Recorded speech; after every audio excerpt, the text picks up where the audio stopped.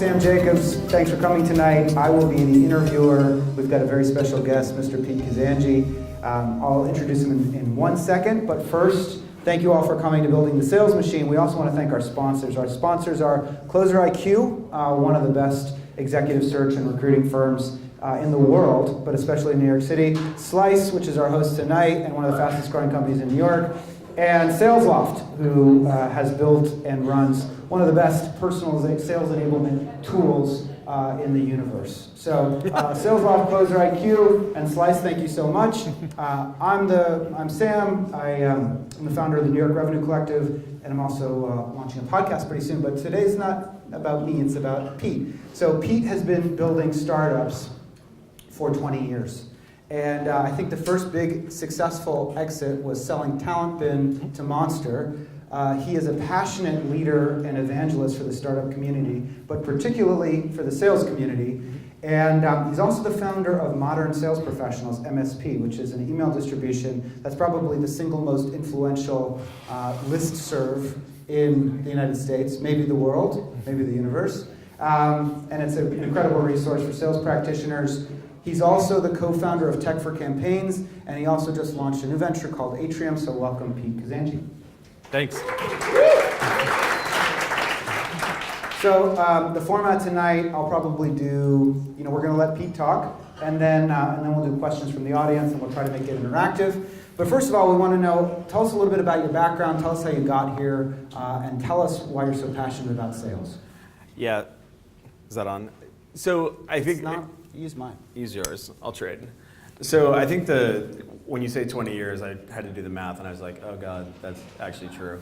But I think the more interesting thing is that I actually haven't been in sales operations, sales leadership for that long. That's actually been more in the 5 to 8 year range. So before that, I was a business founder, business generalist. My background is in product marketing and product management.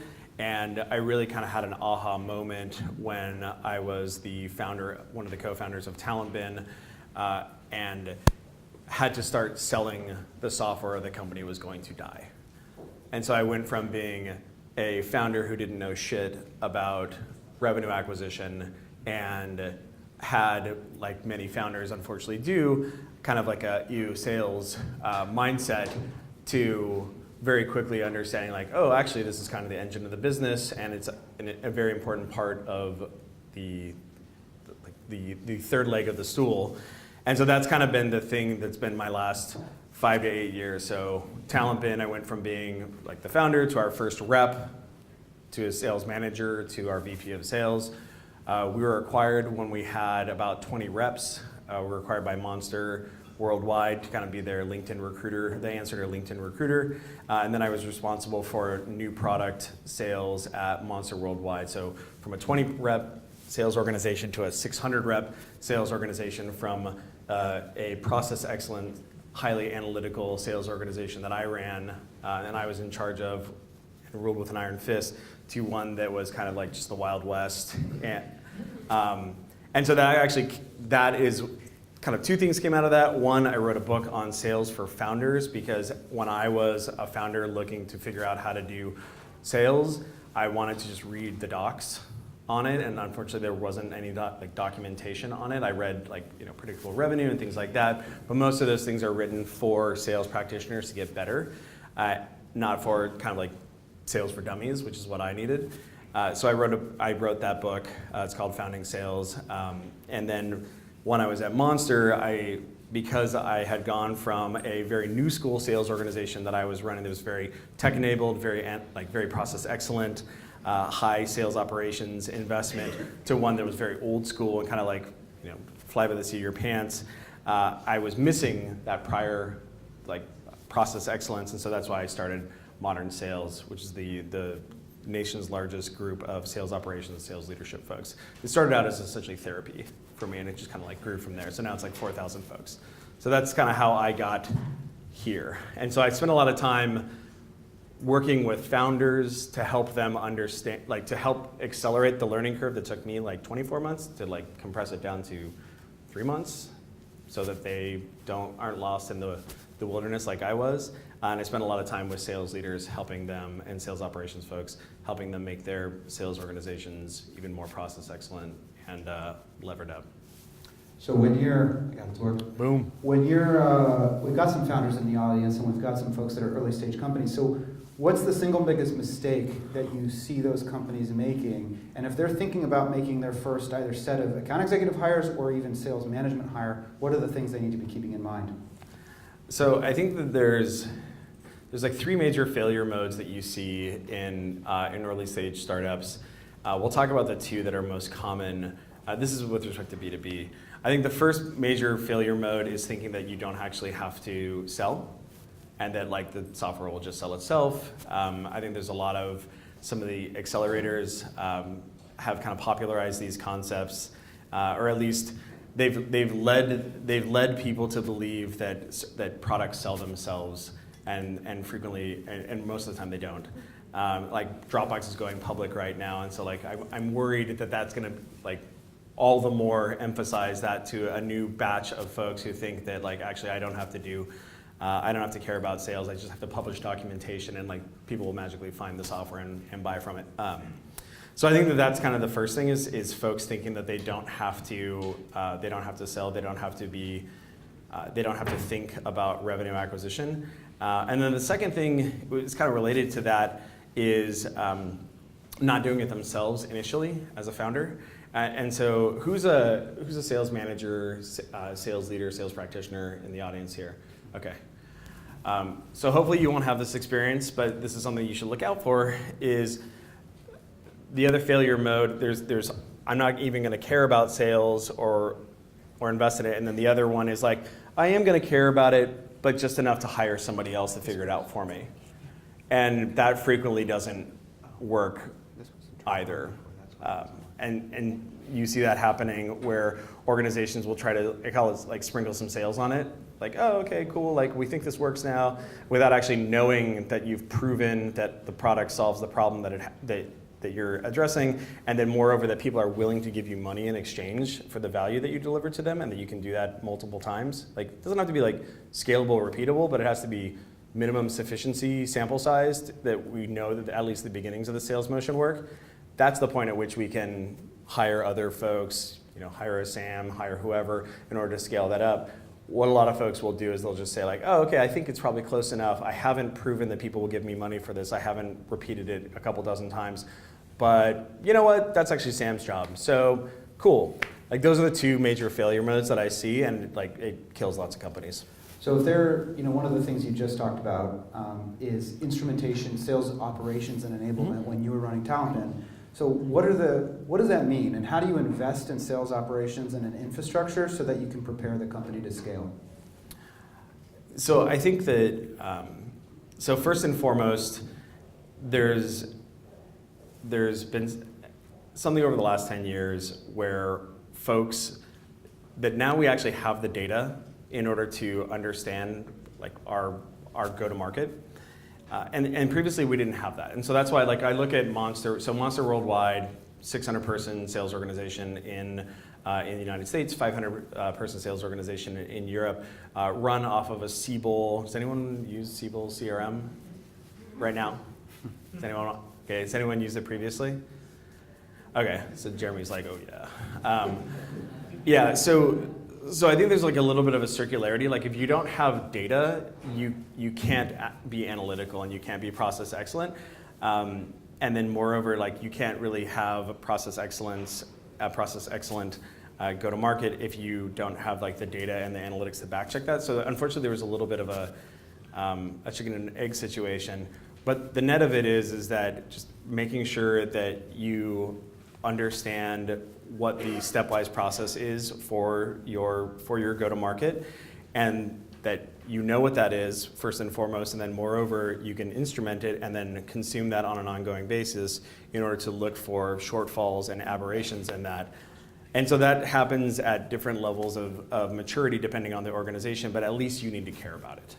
And then I think that that's something, so if we were talking about founders and the dumb stuff they do, that kill companies, there's another failure mode, which is kind of like older school sales leadership who are kind of still in the mindset of like, yeah, well, we don't have this data because like there's nothing in the CRM anyway because it's Siebel or Goldmine or what have you. So we're just going to wing it, or we're only going to look at outcomes or what have you. And I don't have to worry about metrics and I don't have to worry about analytics because we never have historically. That's a great way of like killing a sales organization as well. So the way that I kind of think about that is if you're a sales leader, you kind of have to get over you have to start caring about math. Or alternatively, if you don't want to care about math, you have to at least organizationally care about math and get some sales operations help in order to be that left brain adjunct to the sales leadership. Is there specific math we should be caring about, specific metrics, KPIs? Is there a dashboard that you have in mind when you're looking at performance? I think that I don't think there's any silver bullet. There's lots of bronze ones. But I think the upshot is like you just have to care first and foremost and recognize that you can decompose a go-to-market into a process that can be instrumented. So I don't know if anyone is looking for kind of an intro to process engineering, there's a great book called The Goal. It's a process engineering book written as a romance novel. It's I'm totally serious. It's absolutely fantastic. But yeah, the point is like you have to. I mean, what's the name of this event? Building the Sales Machine. Yes, it is. Right. Like you just have to recognize that it's not voodoo. It's just it's a machine. It does have squirrely humans in it for sure, and they're messy. But at the same time, like you can bring order to it. It can be process excellent. You wrote it had a big impact on me, it had a big impact on a lot of other people, the article you wrote in First Round Review about onboarding. Oh. Give us a little bit of your thoughts about onboarding, because the point that you made in that article was that we're missing or losing hundreds of thousands, if not millions of dollars in improper onboarding. We'd love to hear your thoughts. Yeah, so that was the article in First Round Review was a abridged version of the chapter on onboarding from Founding Sales. And I think just it's a reflection of what we've been talking about so far, which is if you know what the steps are of your go-to-market, if you have your sales motion well documented and well instrumented, then when you hire folks, you can understand if they are engaging in the behaviors that are needed in order to get to success, as opposed to just abstractly saying like, they're going to have a 6-month ramp, and if they don't, if they're not successful after 6 months, we'll just shit can them, and oh well. That mindset of spending all this time to hire folks, recognizing or just like understanding like, we'll probably have like a 50% yield or what have you, that's terrible for an organization, because if you think about what an 80% yield would look like for revenue for that organization otherwise, you're talking about the difference between an organization like doubling its ARR every year versus like maybe only growing 50% or what have you. And so it's just kind of like, if you're process excellent and analytical with respect to your go-to-market, it then just cascades into all sorts of other things. Like it's not just instrumenting the sales motion, it's also instrumenting the onboarding of people, and like, if you know what the requirements are for your go-to-market, now that you can actually have that go upstream to hiring, such that you're understanding exactly who it is that you should be hiring and testing for the things that you need them to be successful at, and the machine just gets better and better. If you're thinking about qualities or traits of outstanding salespeople, how do you think about evaluating or screening? Obviously, part of the onboarding process before it even starts is identifying the right candidates. So what to you makes a great seller and a great account executive? So I think it really depends on the go-to-market. So what's the name of the new company that you're My doing? new company? Yeah. It's confidential.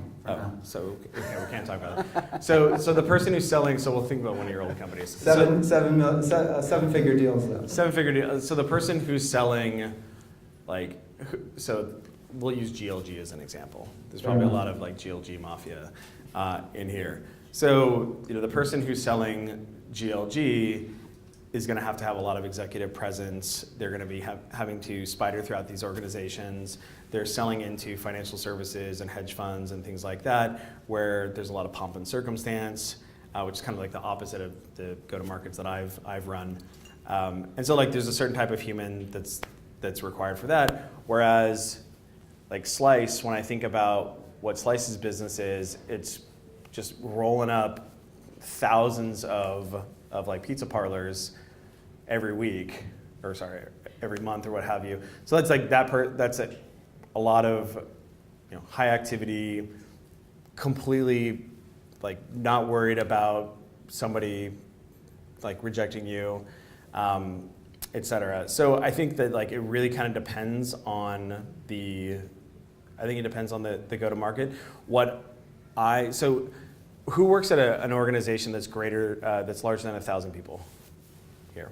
Okay, so these are all startups, largely. Okay, good. So when I think about, so that answer was, okay, great, like it depends on the go-to-market.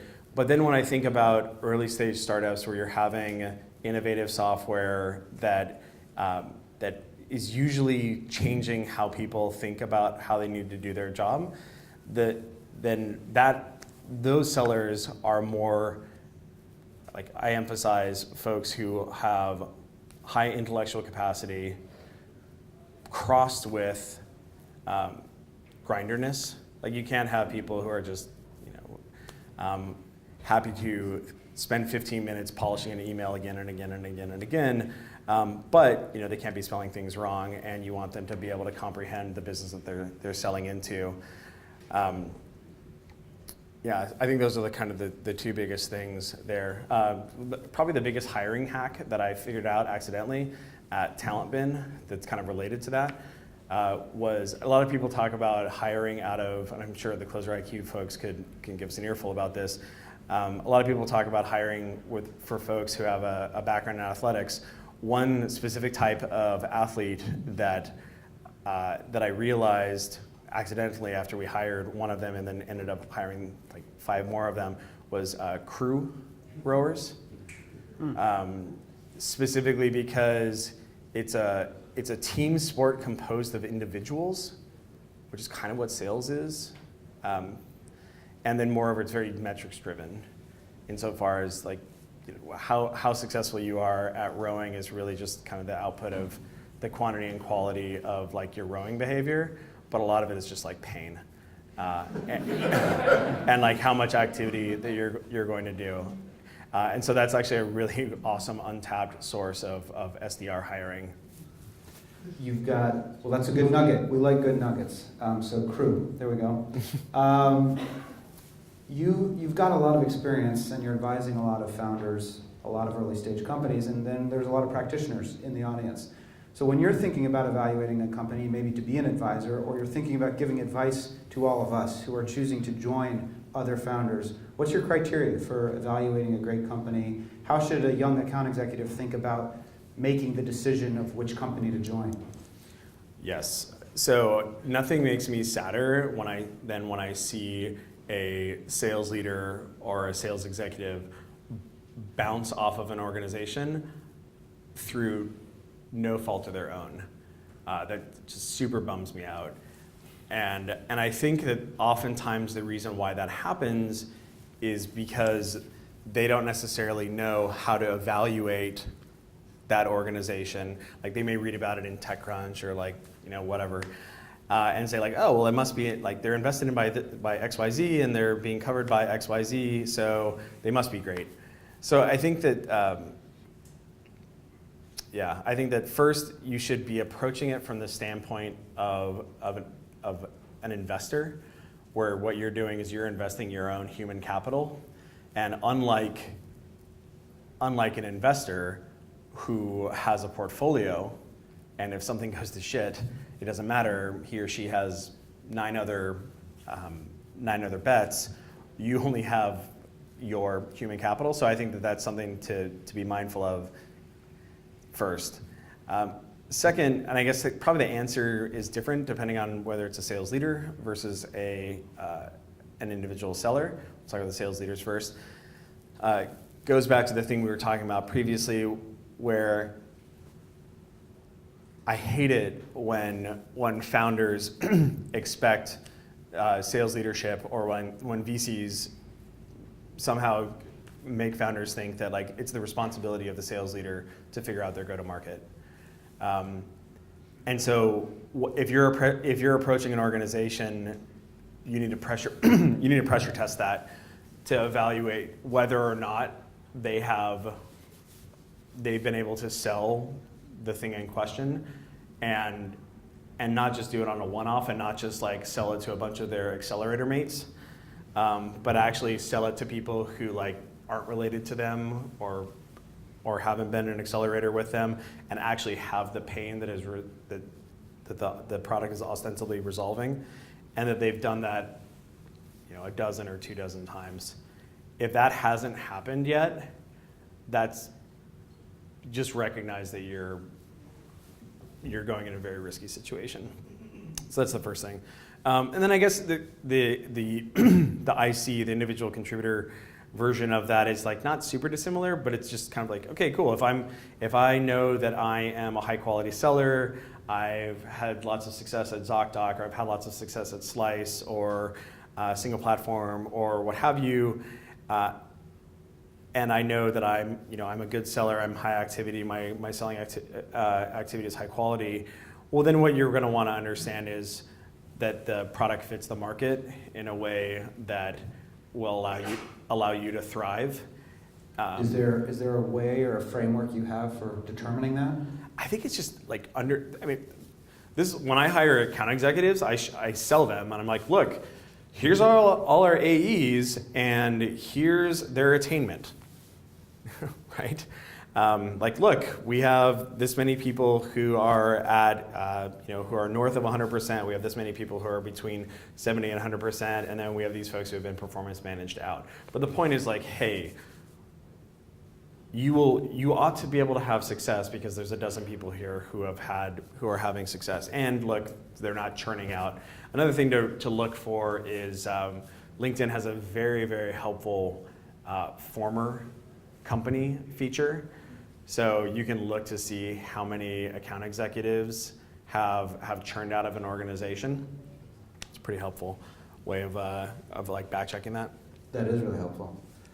What again, just speaking to the theme in the audience of folks that are kind of on the upward trajectory of their career, and you're thinking about giving advice to them or to maybe yourself 20 years ago, what's some advice that you would give to people that are just starting out in the startup world? So there's founders, and then there's ICs, or there's individual sellers who are potentially looking to grow their career through the management track. I think that early stage startups that are post product market fit and post go to market fit, just like at that edge, are some of the best places where you can learn rapidly, but not before that. So joining organizations where the existing leadership hasn't proven product market fit or hasn't figured out the go-to-market quite yet. That's kind of like, we call that hill finding mode. In computer science, there's like hill climbing and then there's hill finding. That can actually be a very long time when the organization actually doesn't even know what it's doing and kind of just like whipping around and so that can be like a really great way to waste a lot of time versus dropping into organizations that actually know what it is that they're doing right now. And those are the sort of organizations where you can go from being, an SDR to an AE manager, an SDR manager to a director of SDR in short order, mainly because now we know that this stuff works. And so in sales organizations, like scaling a go-to-market is really just about like stamping out more humans. And so the more humans you're stamping out successfully, the more like management that will be needed, and the more like second level management will be needed. So I think that's the thing I would say is like the best thing you could do is find organizations that are past that, but not like super far past it, where like all those early folks, they're already the first level managers.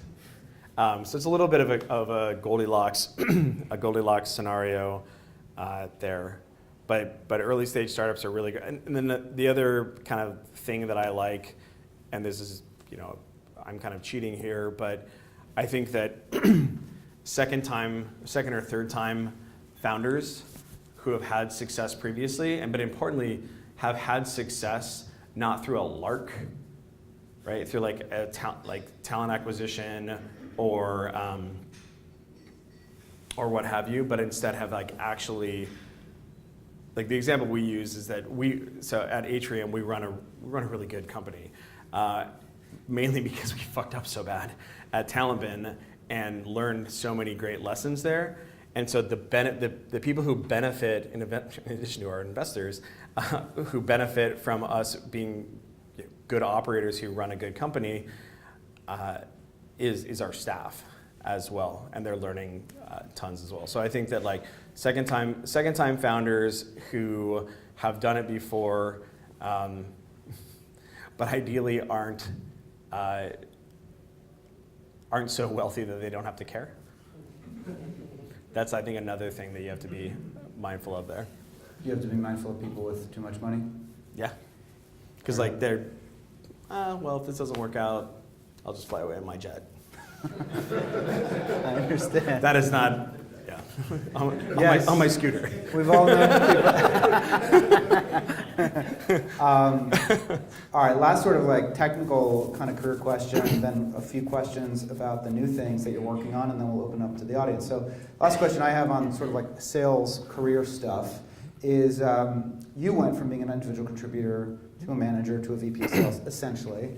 There's a lot of folks that are individual contributors in the room. Mm-hmm. How do you think about, or what lessons or tips or strategies or helpful anecdotes would you give for people that are thinking about jumping into a management trajectory, but aren't sure maybe if they want to do it, or what the key differentiated skills are?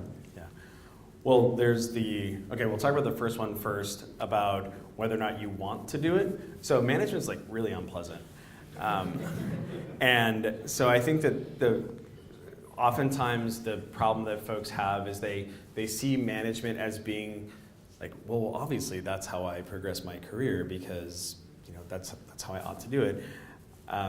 But it's a very different thing than being an individual seller. And in fact, oftentimes very successful individual sellers make for very bad managers, and because the behaviors are so different. Very successful individual sellers have to be extraordinarily narrow-minded and only focus on the things that are going to close, and ruthlessly not spend any time on anything else that's not going to help them with that, which is great. That's what we want folks to be doing. Whereas management is kind of the opposite of that, where you're having to like babysit everybody the right amount to make sure that everybody's successful, and moreover, you're not supposed to be doing any selling. Like if you're doing selling, like you fucked up as a manager. I think a lot of founders or executives don't really get that, and there's this prevalent, I will say, I'm not a fan, I'll hesitate to call it misguided, concept of a team lead, where they say, we want to give this person management responsibility, but we kind of also want the numbers that they've been bringing in, so they kind of carry a quota, but I'm not sure. Yeah, and we can talk about that in the same context as like what should people be doing in order to like potentially position themselves for management success. We only have 40 hours or 50 hours or 60 hours in a week, and that's actually a 50% difference between the min and the max. I know, but it depends on your company. Yeah. But we only have however much time we've budgeted for that, as opposed to like I have a 7-month-old son. Like we have other things that are in our lives. Cool. So then what are you going to spend that time doing? And so you can use that when evaluating this notion of a team lead. Okay, cool. Well, like if they're going to hit these numbers right here, what are the activities that go into that? How many customer-facing meetings are required? How many subsequent meetings are required? How much prospecting behavior is required? How much email back and forth and proposal construction and all that bullshit. Okay, cool. Well, like if we're going to layer in some management behaviors here that take time, are we just going from 40 to 50 hours? Are we going from 40 to 60 hours? Or are we going to say, actually, you can have fewer customer-facing meetings? Or are we just supposed to, like, you're supposed to magically have a higher ASP all of a sudden to make up for it? Like, at least have a rational approach for that, as opposed to just being like, yeah, you're going to continue to do, $600K in bookings a year, and you're going to babysit these 5 folks as well. So I think that, like, it can probably be done.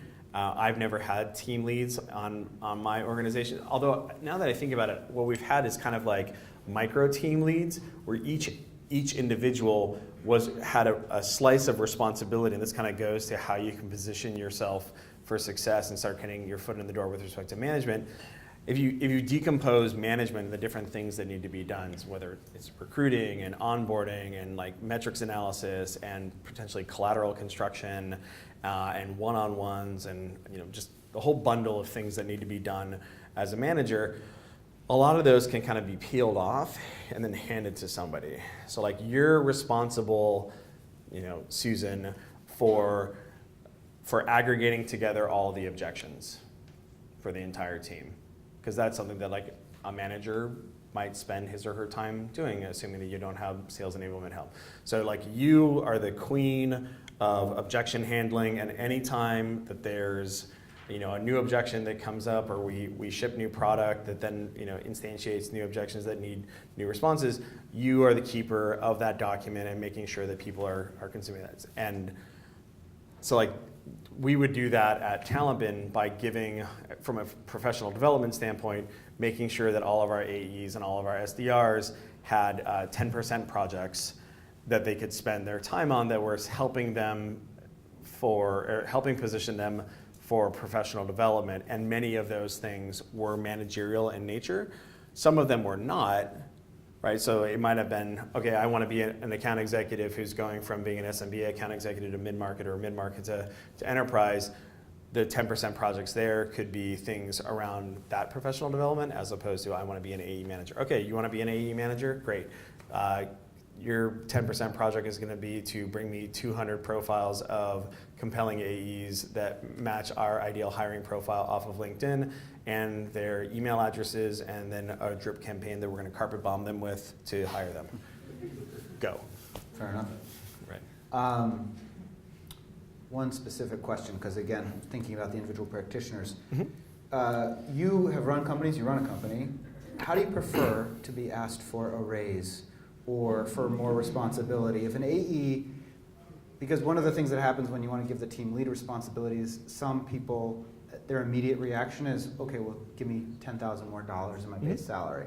But how do you prefer somebody to approach you about, I guess, in a tactical way or a discreet way, it's more money or more equity or something. Yeah. And in a more strategic way, it's more responsibility and recognition. Yeah. Well, so I think for the money thing, I think there's a pretty straightforward economic answer, where if you think about like what wages are the portion of the value that you're creating for the organization that you capture as a contributor. And so the best way of making an argument for why you deserve more wages is to create more value for the organization, right? So if you want to raise, then show me that you're going to do more bookings, or show me that you're going to reduce my recruiting agency fees through the carpet bombing exercise we were talking about previously, or what have you, right? So like, prove to me that it's just a B2B ROI argument, right? Prove to me that you as a solution are delivering more return on my investment, and as a result, you deserve higher pricing power. So I think that that's a great way of going about that. Ideally, though, if your organization is being well run, especially if you're talking about SDRs and AEs, where it's kind of like a lockstep sort of thing, it should be very clear what the compensation quid pro quo is for different levels and how you get to the next one. And if that's not clear in that organization, well, then that's the sort of thing that you would discuss it, rather than it being like willy-nilly, like, oh, actually, I think I deserve a raise because I did this recruiting project or what have you. I think that, like, actually, that'd be a great way to get a raise right there. Hey, I'm gonna help you do this thing, Mr. Manager, that you probably should have done a long time ago, called leveling and and compensation steps. So I think that's, in general, I think the biggest thing there is demonstrate that you're delivering more value to the organization, and of course you deserve to capture, at least the same proportion of that. Yeah. Thank you. Last question from my end. So you're working on some new things. Tell us about them. Tell us about Atrium and tell us about Tech for Campaigns. Sure. So I'll talk about Atrium really quickly. So at TalentBin, when I started getting into sales and thinking about how you could decompose sales motion into its constituent parts and then model that in the CRM and then make sure that all the activity associated with that was being captured such it could be instrumented and then reported out on and then have like anomalies detected on that. We kind of like hacked the hell out of Salesforce in order to make that happen with a bunch of duct tape and baling wire. And then at Monster, we kind of saw like so it took a lot of time and effort and blood, sweat, and tears at TalentBin in order to get the organization to that point. And then at Monster, it just didn't exist. Like the organization had no clue how much like selling behavior was going on, and that was really bad for the organization, which is why it eventually failed and got bought by Ronstad. And so what Atrium is focused on is how you can make that a lot easier, like how you can have really amazing seller instrumentation without a lot of work. So I kind of think about it as like junior sales ops analyst in a box. Does that compete with Insight Squared? Is that the frame that we should be thinking about? It's not really though. Like Insight Squared, I think about Insight Squared as kind of like being a BI solution and really helpful reports in a box. Atrium is more kind of like manager's little helper, right? So whereas like Insight Squared and Domo and Looker and things like that answer strategic questions, like what's your CAC, what's your magic number, things like that, usually across an entire organization. What Atrium is more focused on is like what is the particular hitch in this AE's swing that's messing things up, or what's the particular hitch in this SDR's behavior, and because it's always different. Right, like this SDR is high activity, but his email response rates are low, and as a result, that's constraining him from producing what he could be. And this AE over here is just low activity and needs to get his shit together, right? Whereas this AE over here is super high activity, but for whatever reason, his ASPs are lower compared to all of his peers. And so these are the sort of things that like a really metrically awesome manager or sales operations person would be able to identify and tease out. It just ends up being a lot of work, so people don't do it. And so what ends up happening is you just, miss those things and then people get fired, as opposed to them being more successful and like just making more money for everyone so they can get raises, like we were talking about. So that's. Is Atrium in market? Can we become customers? Yes, it's you can, although the website kind of sucks right now, unfortunately. But we have Drift up, so that's kind of nice. But yes, it's we have a couple dozen customers. Folks like it. But yes, I am eating my own dog food I'm a sales rep right now. So I came out here for this event. I've got 4 customer-facing meetings tomorrow. I've got 4 the next day with SaaS organizations in New York. But what we're doing right now is kind of de-risking the initial sales motion. Like, sold a dozen of them. Figuring out the unit economics associated with that and what the pricing can be before stamping out many reps. So that's kind of like the stage we're at there. And then Tech for Campaigns. Tech for Campaigns is this other thing that I spend time on the weekends. My buddy Jessica Alter, she sold her company, Founder Dating, about a year and a half ago. It was a marketplace for matching technical founders and business founders, and kind of like reducing the friction associated with that. And in the last election, She was working for the Hillary for America campaign and recognized the fact that there were actually lots of folks in her technology community network who actually wanted to get involved in politics in some capacity other than just being a donor or being a phone banker or a canvasser, but instead they wanted to put their marketing operations skills to work or their demand gen skills to work, their graphic design skills to work or what have you. And the problem was that most of the highfalutin campaigns like the Hillarys for America, the Kirsten Gillibrands or the Cory Bookers, they kind of already have those seats filled. Whereas there's actually a whole swath of other demand down market who goes completely unserved. And so what her hypothesis was is that you could connect those to that demand pool and that supply pool, and everyone would be stoked because you'd end up with down-ticket progressive campaigns who previously had shitty Blogger or Tumblr websites as, no offense to Tumblr or Blogger, as their campaign websites, and you just throw 4 or 5 technologists at that, and 4 weeks later they have a smoking digital identity. Or previously they spent all their money on TV or direct mail, but have no concept of how you can do micro-targeting of folks that are in the pertinent demographics using Facebook or Instagram or Twitter. Most of the folks that are in politics just have very low comprehension of very basic digital tooling that to all of us would just be like, oh yeah, very familiar with drip marketing or enrichment or account-based marketing or what have you.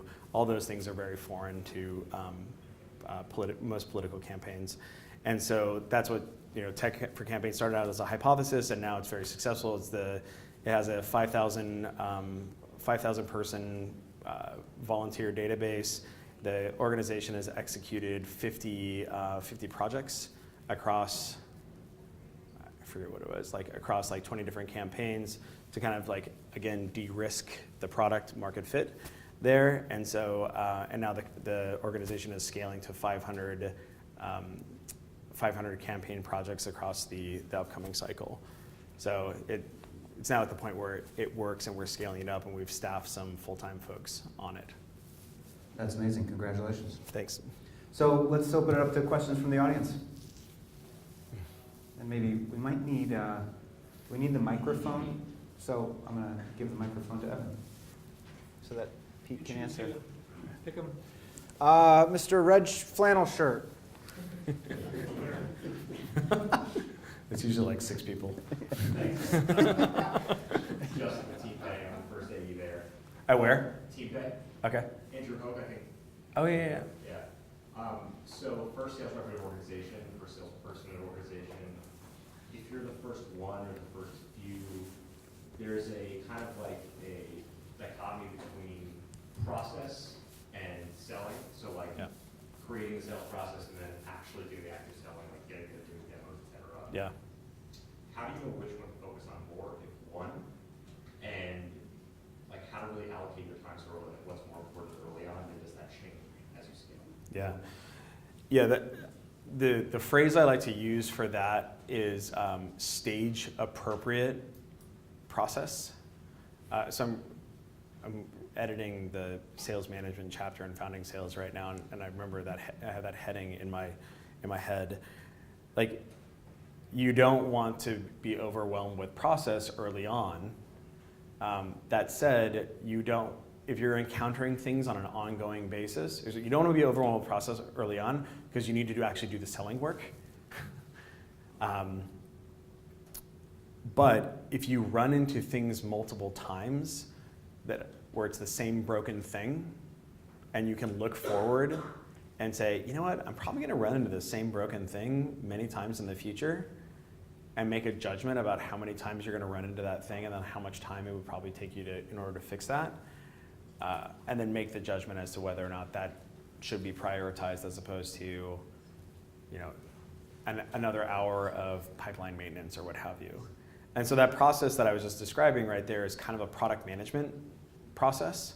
And that's one of the things that one of the metaphors I like to use for sales operations folks and for sales leaders is to help folks think of themselves as like the product manager of the sales organization, where it's just like features and bugs, where at any given point in time, there's lots of things that we aren't doing, and there's always going to be things that are like fucked up in your go-to-market. You can't fix them all, and you can't buy every piece of tooling that ostensibly is going to make you more performant. But what you can do is you can start with the top 3, and the way that you evaluate what those top 3 are is what's the pain associated with not solving them, or what's the opportunity cost that's being foregone with not solving them, and then what's the level of effort required to do that. So if you use that mental model to evaluate those things, you're going to be miles ahead. And then that's kind of like a highfalutin way of thinking about it. Then the way that I think about it is like, if I run into the same problem a couple of times, and I know that like not only am I going to run into it, but also the echoes of me when I have 10 AEs who are engaging in the behavior that I'm engaging in right now are going to run into this as well. Well, I probably should spend the 30 minutes to like build that tooling or fix that process or what have you to make sure that future me is not screwed. And also it's going to pay dividends with these folks as well. Thank you. You bet. Scott. Hey guys, thanks for putting this on. Thanks for coming. Really good stuff. One question I have is kind of that transitionary period from individual contributor, founder, or early stage AE to now you're kind of the manager. And so you have all these deals that you've been running point on that you still have in your pipeline. You have customers that are coming in inbound that are a certain size and scale where an early AE might not be ready to sink their teeth into it yet. Right. And that comfort level is still happening. And so it's kind of this competing force where it's like, I have to, this revenue, I feel like I'm in the best position to bring it in for a number of reasons, but I also know I need to be allocating enough time and kind of transitioning to management. And I'm just kind of curious to hear your thoughts around, different thought frameworks for approaching those scenarios. Yeah, so the kind of like flip answer is you have to get out of the business. You have to fire yourself as a seller, like in order to get to scale. And the problem is, because were you an AE at Single Platform, or did you do BD there? I did BD primarily. Okay, got it. So you're kind of like quasi first time seller in this at Troops, right? In this, like, average salesperson, for sure. Yeah, for sure. Okay. Yeah, so I think that one of the things, so this is, when you were asking earlier, like what are the different failure modes I see in founders, there's like a third one that's not very common, where it's like the person who keeps being an individual contributor because they're good at it, and then doesn't get out of that business and like start abstracting themselves out. So I think the first thing is like you have to recognize that the only way that you guys are going to get to scale is by stamping out more successful sales reps. And so then think about what are the activities that need to be done there, and they end up being a bunch of like repetitive management activities, like lots of mock calls and lots of call listening and lots of correction and things like that, which unfortunately, when you look at that, you're like, man, this doesn't seem like it's actually bringing in any business right now. And I've got this pipeline, and I'm kind of good at that. So maybe I should go spend time selling. And that's kind of like, that's a seductive anti-pattern, because what that can lead to is these AEs that you're hiring that you have on a couple month draw or what have you, not getting to success, and then having to exit the organization. And so what you end up with is just like one person who's like really good at selling, and you can't get to scale. So I mean, that's just like the first thing to be aware of. That said, even though you can still like recognize that you need to get to scale, you're kind of like, okay, well, I'm on one horse, and how do I get onto the other like managerial horse while I still have this full pipeline?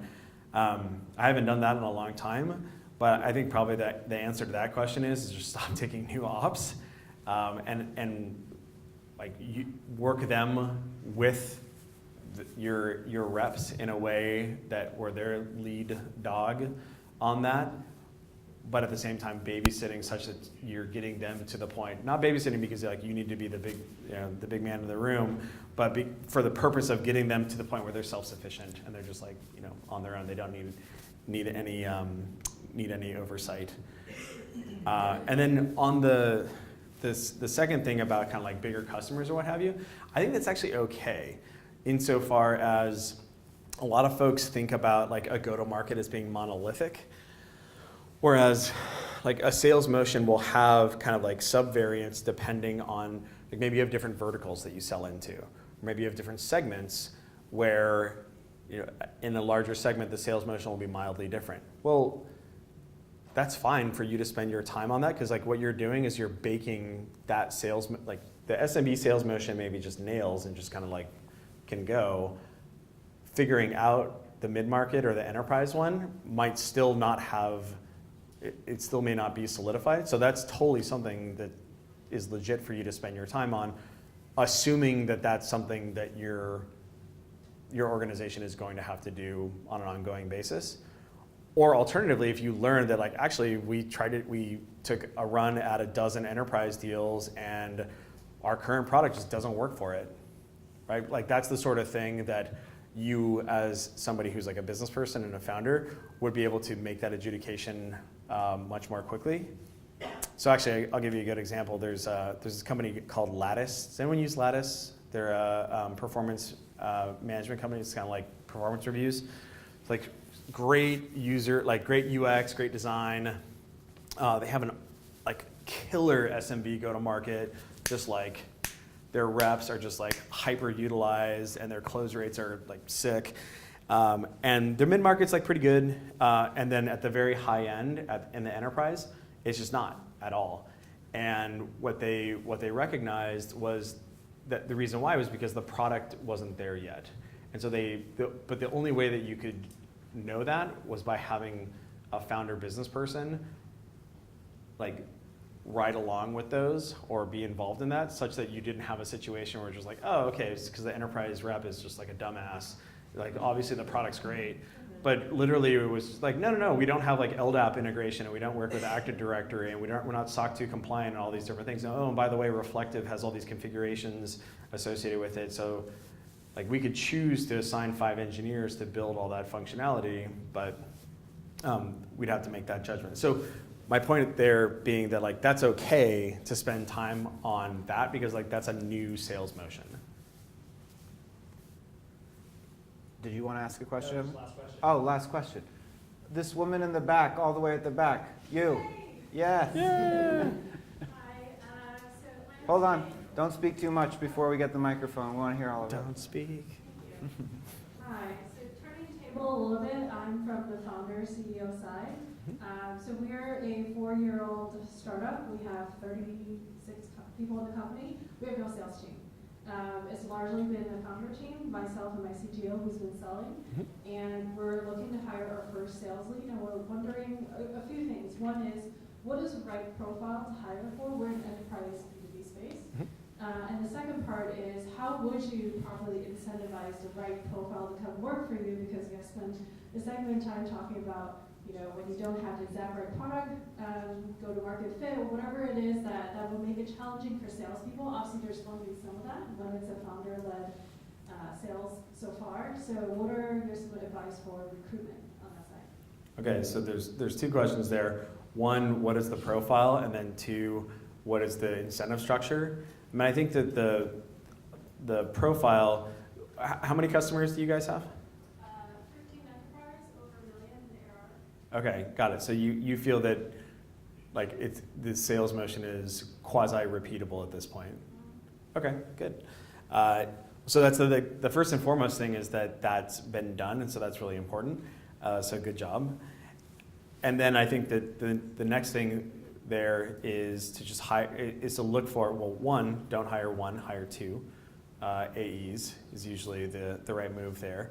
And then look at, what I typically recommend is to like look at folks who have engaged in a similar sales motion previously. What's the average sales price? You said it's 15, so 15 to a million, so it's like, what is that, like 70K? Like 75. Okay, got it. So like, we're not, so, you know, no disrespect to like ZocDoc or like Yotpo or what have you, but like those are velocity sales motions. You're gonna be looking for somebody who, I imagine that the sales cycle on that is probably, you know, 2, 3, 4 months or something like that. Yeah, so you look for somebody who has had that sort of experience. Like, so don't necessarily match off of industry per se, like that can be helpful, but it can also lead you astray. You want to match off of sales motion similarity there.